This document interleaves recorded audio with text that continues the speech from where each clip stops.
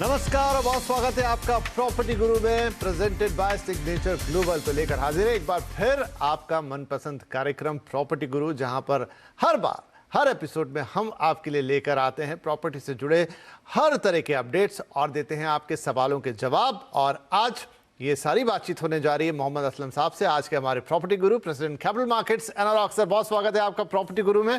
तो सबसे पहले तो हमेशा की तरह एक मार्केट अपडेट आपसे लेंगे। कैसा है बाजार अभी, और अब हम बिल्कुल फेस्टिव सीजन के मुहाने पे खड़े हैं। देखिए, बिल्कुल सही बोला आपने कि फेस्टिव सीजन के मुहाने पे खड़े हैं। और जो जैसे मैंने पिछली बार आपकी जब शो पे आया था तो मैंने कहा था कि एक जून का मंथ हमें देखना पड़ेगा उसके रिजल्ट्स कैसे हैं। तो एज एक्सपेक्टेड क्योंकि काफी चीजें हुई, इन्फ्लेशन के बारे में बहुत बातें हुई, रेट ऑफ इंटरेस्ट बैंक्स ने बढ़ा दिए थे 0.9 बेसिस के हिसाब से, 90 बेसिस पॉइंट उन्होंने बढ़ा दिए। तो उसके चलते हुए थोड़ा सा सेंटिमेंट डाउन हुआ था। लेकिन अगेन जुलाई में काफी अच्छा वापस लोगों का जो फॉल्स है प्रोजेक्ट साइट्स पे बिल्डर्स की पैन इंडिया काफी अच्छा देखने को मिला है। काफी नए नए लॉन्चेस भी हुए हैं और मुझे लगता है तैयारी फेस्टिव सीजन की ही है। काफी डेवलपर्स अपने जो प्रोजेक्ट्स जो उनकी प्लानिंग थी उसको थोड़ा सा प्रीपोन करके उसको वो जल्दी लॉन्च करने की कोशिश कर रहे हैं। क्योंकि अभी जुलाई के महीने में जो एक सेंटिमेंट देखा गया है कि उसमें ऐसा है कि जो रेट ऑफ इंटरेस्ट बढ़े थे उसे भी एब्जॉर्ब कर लिया गया है और अभी रेट इतने भी नहीं बढ़े हैं कि वो लोगों की जो एंथुजियाज्म है या उनकी जो डिसीजन है बाय करने के लिए उसको डैम्पन कर सके। सो आई थिंक अभी एवरेज रेट कुछ 7.75 है, तो उसके चलते हुए भी अभी भी बहुत अट्रैक्टिव रेट है और वो बहुत हेल्प कर रहा है अभी भी डेवलपर्स को।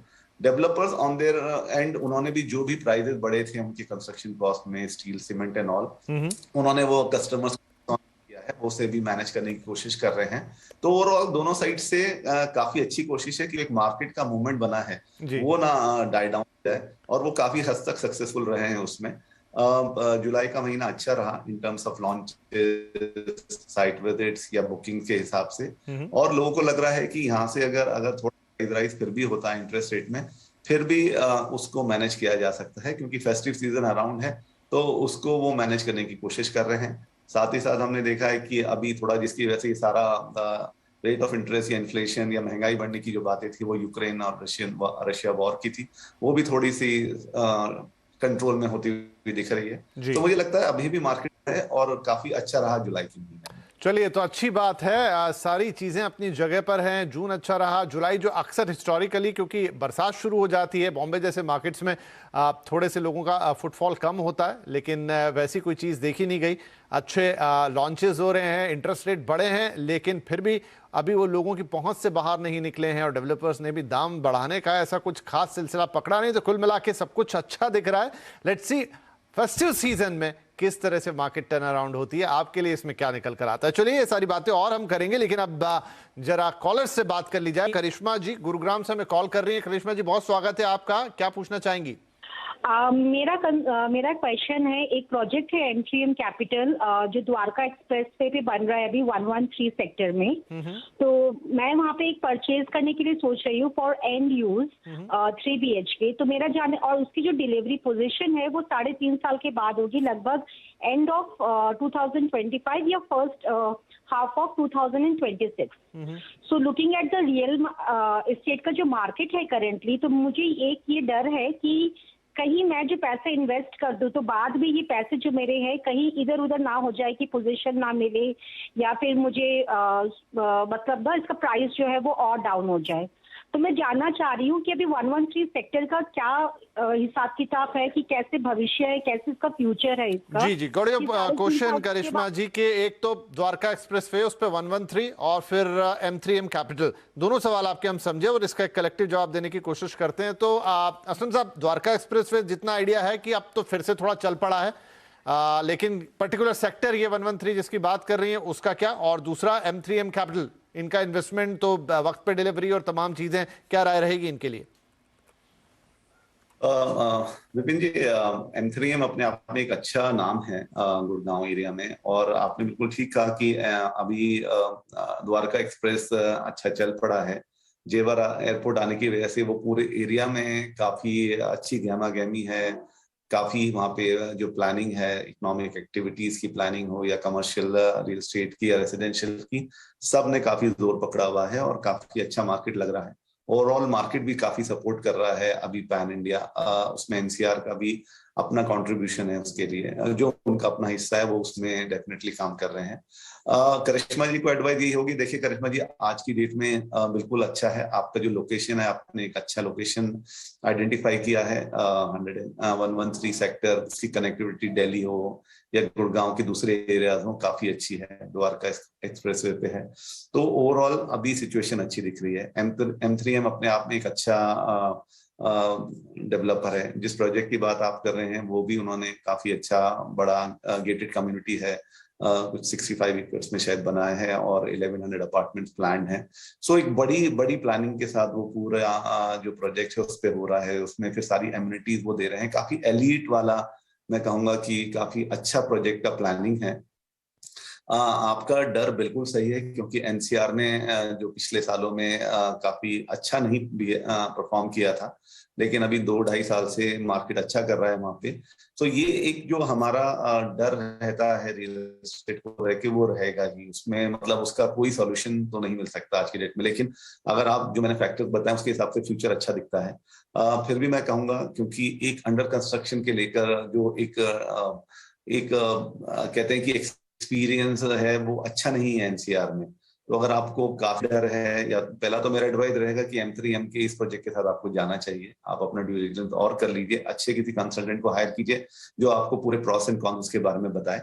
लेकिन अगर आपको बिल्कुल भी डर है और वो नहीं करे तो फिर मेरा एडवाइस होगा कि आप किसी रेडी टू मूव प्रॉपर्टी में देखिए, जहाँ पे आपको ये डर बिल्कुल निकल जाएगा कि आपका पैसा कभी बाद में प्रोजेक्ट कंप्लीट होगा, डिले होगा, क्या होगा, क्योंकि उसके बारे में कोई भी सर्टेनिटी से नहीं बता सकता।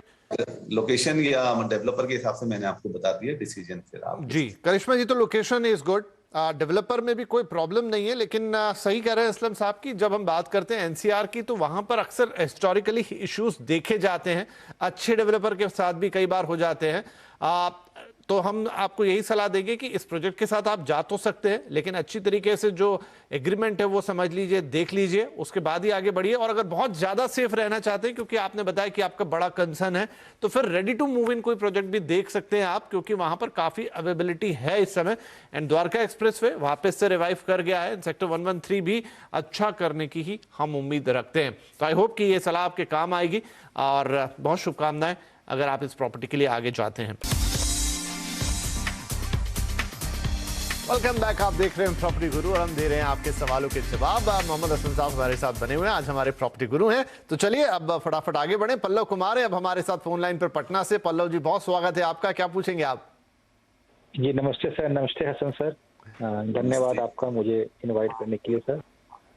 बताइए। तो सर मेरा क्वेरी ये है कि सर मैंने एक फ्लैट लिया है NH24 गाजियाबाद में, स्कार्डी ग्रीन फेज 2 में। उसकी जो बेस प्राइस मुझे पड़ रही है 60.5 एक्सक्लूडिंग GST एंड रजिस्ट्रेशन। उसको लेके वो 69 लाख चली जाती है, 9th फ्लोर पे है सर। तो सर ये प्रॉपर्टी मुझे लेना कैसा है, मतलब सही है, गलत है, या इन फ्यूचर कैसा रेट अप्रिसिएशन? एक बार फिर से आप मुझे बताएंगे डेवलपर का नाम? स्कार्डी ग्रीन फेज 2। स्कार्डी ग्रीन फेज 2। हाँ, थोड़ा सा आपने अपने भेजे हुए सवाल से अलग आगे बढ़ के सवाल पूछा है, पर देखते हैं असलम साहब के पास इसके बारे में कोई जानकारी है क्या, ये कैसा रहेगा। असलम सर, कोई कमेंट है इस प्रोजेक्ट पर? हाँ सर, देखिए ये NH24 की बात कर रहे हैं, स्कार्डी ग्रीन का पहला फेज एकदम अच्छी तरह डिलीवर हो गया है, कंप्लीट हो गया है, लोग आ गए हैं, पोजीशन दे दिया है। और सेकंड फेज के बारे में भी मेरा व्यू नेगेटिव तो नहीं है, क्योंकि NH24 पे मैं ज्यादा पॉजिटिव हूँ एक्चुअली, क्योंकि NH24 की अभी जिस तरह से वो उसका जो ब्रॉडन हुआ है और जो उसकी कनेक्टिविटी दिल्ली, मेरठ, गाजियाबाद के दूसरे इलाकों से है वो काफी अच्छी है, और उस पूरे रोड पे काफी जो इकोनॉमिक एक्टिविटीज हैं वो काफी अच्छी रहेंगी। सो आई थिंक इनके सवाल के दो हिस्से हैं, जहां वो पहली बार पूछ रहे हैं कि वो प्रोजेक्ट कैसा रहेगा, तो उसके लिए मेरा जवाब ये है कि पहला फेज हो चुका है, दूसरा फेज में आप देख रहे हैं, तो मुझे लगता है आपके सामने की एग्जाम्पल है, उसके बेसिस पे आप अपना डिसीजन ले सकते हैं। हम लोग उसमें एडवाइस डेवलपर्स के जो करंट स्टेटस है उसी हिसाब से दे सकते हैं। बाकी मैं हर बार बोल रहा हूँ, दोबारा रिपीटेशन हो रहा है, लेकिन आपको बोलूंगा कि एक अच्छे कंसल्टेंट को लेके आप अपना ड्यू डिलिजेंस करके डिसीजन ले उस पे। बाकी ओवरऑल एरिया के लिए मैं पॉजिटिव हूँ, क्योंकि ओवरऑल एरिया काफी फ्यूचर में उसके प्रोस्पेक्ट काफी स्ट्रांग लगते हैं, क्योंकि ये पूरा एरिया जो मेरठ, गाजियाबाद, दिल्ली, ये पूरा जो कॉरिडोर है, इस पे काफी इकोनॉमिक एक्टिविटीज प्लान्ड है, और जो इंफ्रास्ट्रक्चर उस पे आ रहा है उसके चलते भी पूरे एरिया में फ्यूचर काफी अच्छा है। तो आपकी जो एप्रिसिएशन के एप्रीहेंशन हैं या रेंटल इनकम के एप्रिसिएशन है, वो उसके लिए आप श्योर रहिए, वो आपको अच्छी मिलेंगी इसमें। राइट, तो पल्लव जी यहाँ तो सारे बॉक्सेस में ग्रीन टिक है, तो मैं दोबारा उनको नहीं बोलूँ, असलम जी ने डिटेल में आपको समझा दिया है, आप आगे बढ़ सकते हैं। इनफैक्ट आपने ले लिया है तो सभी चीज़ें उसके लिए अच्छी हैं और आपको बहुत शुभकामनाएं आगे के लिए। आओ हम फटाफट अगला सवाल ले लेते हैं। सौरभ शर्मा साहब का है, फोन लाइन पर है। सौरभ जी, क्या सवाल होगा आपका? हाँ सौरभ, आप सुन पा रहे हैं हमें? राइट, फिलहाल शायद सौरभ लाइन पर नहीं है। चलिए उनका सवाल देख लेते हैं। तो गोदरेज नेस्ट का एक प्रोजेक्ट इन्होंने देखा है सेक्टर 150 नोएडा में, 1550 स्क्वायर फीट, 1,15,15,00,000 रुपए का। तो अब ये पूछना चाहते हैं कि प्रोजेक्ट का भविष्य क्या होगा। सेक्टर 79 में रजिस्ट्री में दिक्कत के कारण सेक्टर 150 में पोजीशन मिलने में दिक्कत तो नहीं आएगी? क्या मैं आगे बढ़ सकता हूं? इसके अलावा दिल्ली, नोएडा, गुड़गांव, गाजियाबाद, इंदिरापुरम क्षेत्र के लिए और भी कोई सुझाव हो तो बताएं। तो सर ये वही टिपिकल एक एनसीआर वाला क्वेश्चन है जहां पर ग्राहक के मन में काफी कंसर्न रहते हैं, थोड़ा भयभीत रहता है अंदर से। क्या सलाह होगी इनके लिए?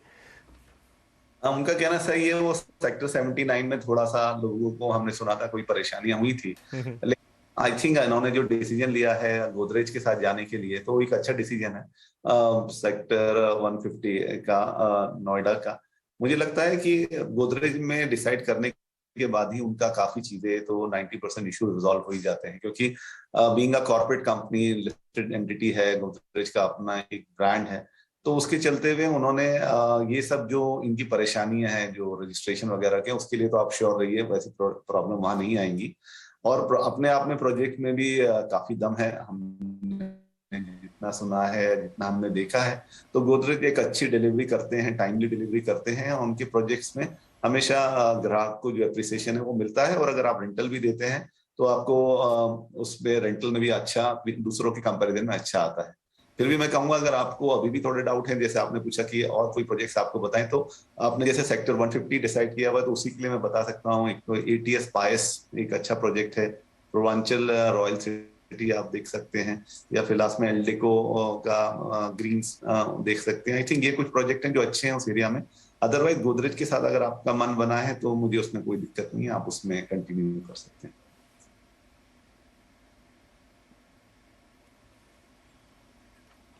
राइट, तो यहाँ पर सौरभ साहब, आपकी शंका का निवारण मुझे लगता है कर दिया असलम साहब ने। कुछ कंसर्न रहते हैं हाँ, लेकिन फिर भी अब ऐसा नहीं कि प्रॉपर्टी का काम बंद हो जाएगा, लेकिन किन चीज़ों का ध्यान रखना है, कैसे देखना है और क्या अन्य विकल्प हो सकते हैं, वो सब उन्होंने आपको डिटेल में बता दिए। तो असलम जी बहुत बहुत शुक्रिया, वक्त निकाला आपने आज कार्यक्रम के लिए और हमारे दर्शकों के सवालों के जवाब दिए, ढेर सारी बातें हमसे रियल एस्टेट पर की और आज के इस कार्यक्रम में आप शामिल हुए, तो बहुत शुक्रिया एक बार फिर से।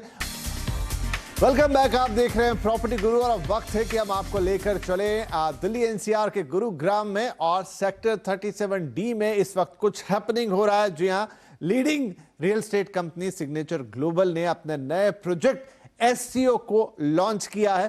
तो लॉन्च की कुछ झलक देखते हैं और देखते हैं, एक नजर डालते हैं कि कैसा बन के आएगा सिग्नेचर ग्लोबल का ये प्रोजेक्ट।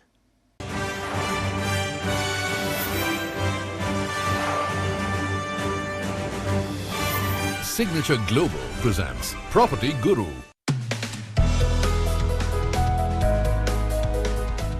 गुरुग्राम में विकास के सभी क्षेत्रों में एक अभूतपूर्व ग्रोथ देखी गई है। विशेष रूप से उद्योग और शहरीकरण में आज ये multinational companies real estate, shopping mall और कॉर्पोरेट हब का केंद्र बन गया है। इसी के मद्देनजर देश की लीडिंग रियल एस्टेट कंपनियों में से एक सिग्नेचर ग्लोबल ने अपना नया project signature global SCO launch किया है। हाल ही में इसका भूमि पूजन भी संपन्न हुआ। आज हमने भूमि पूजन किया सिग्नेचर ग्लोबल SCO 37D का, जिसका साइज है 2.38 एकड़।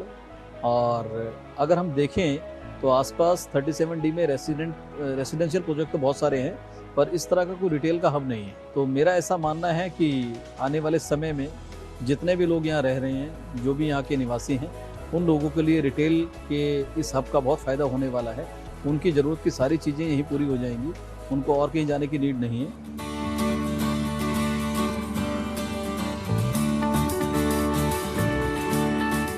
जैसे आपको पता है, सिग्नेचर ग्लोबल एक affordable and mid income housing focused company है और हमने आज इसके अंदर एक नया सेगमेंट ऐड किया है, जिसके अंदर सिग्नेचर ग्लोबल एससीओ का एक सेगमेंट है, शॉप कम ऑफिस कॉम्प्लेक्स का सेगमेंट है, वो हमने ऐड किया है। इससे पहले सोना सेक्टर 36 में भी हम एससीओ लेके आए हैं, उसका भी रिस्पॉन्स बहुत ही ज़बरदस्त मिला है और वो ऑलमोस्ट प्रोजेक्ट आज सोल्ड आउट है। हमने उसी सीरीज़ के अंदर signature global sector 37D SCO हम लेके आए हैं। मुझे ये लगता है ये बहुत ही बढ़िया प्रोजेक्ट है, जिसके अंदर 65 स्क्वायर यार्ड से लेकर 86 स्क्वायर यार्ड तक के प्लॉट्स हैं, शॉप कम ऑफिस कॉम्प्लेक्स है।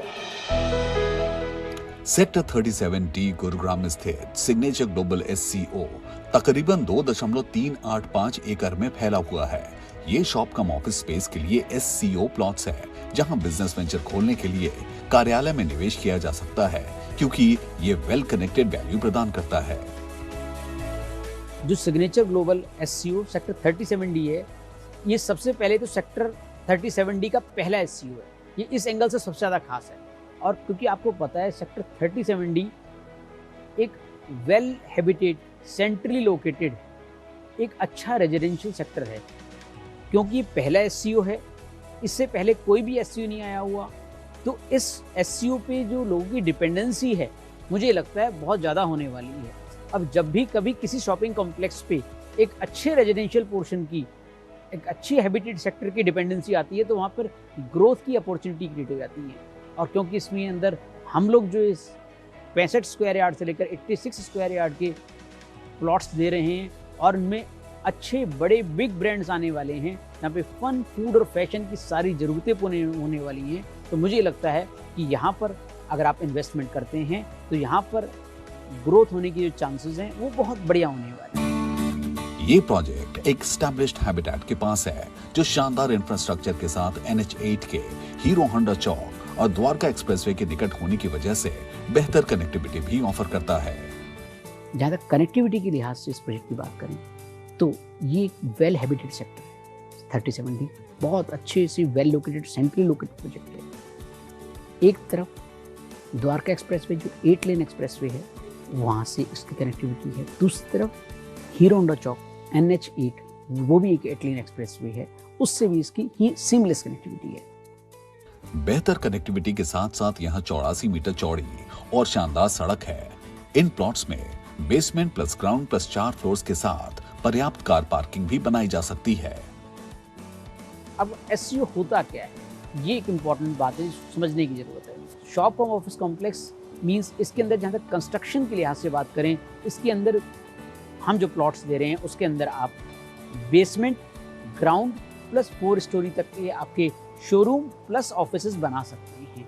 और बाकायदा जितने भी शोरूम, जितने भी आपके रिटेल, फूड, फन, फैशन, इनके अंदर सब ब्रांडेड शोरूम आने वाले हैं, जो आपकी सारी रिटेल की और डेली नीड्स की सारी ज़रूरतें प्लस में ऑफिस कॉम्प्लेक्स की ज़रूरतें पूरी कर सकती हैं। और जो उनके साइज़ रखे हैं हमने एससीओ के, इसको बहुत ज़्यादा ऑप्टिमली डिज़ाइन किया गया है कि कोई भी आप जब ब्रांड उसके अंदर आते हैं तो उनके लिए वो साइज़ परफेक्ट रहना चाहिए, ताकि इन्वेस्टमेंट के लिहाज से उसके अंदर ग्रोथ भी हो, शोरूम भी अच्छा चले, रिटेल फूड जॉइंट भी अच्छे चलें उसके अंदर, लेकिन वो स्पेस इतना भी हो कि उसको अच्छे से उसका यूटिलाइजेशन भी कर पाए, और वो कॉस्ट इफेक्टिविटी के एंगल से भी बढ़िया हो, कॉस्ट एफिशिएंसी के एंगल से भी बढ़िया हो। तो हमने इसका जो साइज़ रखे हैं बहुत ज़्यादा वेल एफिशिएंट मैनर में रखे हैं। आइए, ग्रोथ की यहाँ अपॉर्चुनिटी है, और सेक्टर 37D वैसे भी रेजिडेंशियल के लिहाज से वेल हैबिटेटेड है। तो क्योंकि ये एससीओ पहला है एससीओ है इस सेक्टर 37D का, तो यहाँ पर इसकी डिपेंडेंसी रहने वाली है। तो इससे आपकी जो ग्रोथ की अपॉर्चुनिटी है, फाइनेंशियल ग्रोथ की अपॉर्चुनिटी है, इन्वेस्टमेंट ग्रोथ की अपॉर्चुनिटी है, वो ज़्यादा रहने वाली है। मुझे लगता है आइए, राइट प्लेस है, राइट प्रोडक्ट है।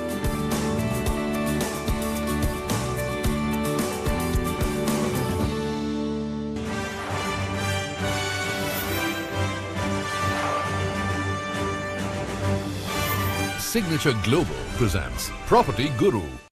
राइट, तो ये था सिग्नेचर ग्लोबल का नया एससीओ प्रोजेक्ट गुरुग्राम के 37D सेक्टर के अंदर। अगर आपको भी पसंद आया है तो आप भी विजिट कर सकते हैं और सीधे साइट पर जाकर प्रोजेक्ट का एक्सपीरियंस ले सकते हैं। और इसी के साथ अब वक्त हो गया है आपसे इजाज़त लेने का, लेकिन आप जानते हैं कि प्रॉपर्टी गुरु हर हफ्ते आपके पास आता है, आपके रियल एस्टेट से जुड़े हर सवाल का जवाब देने की, समाधान करने की कोशिश करता है।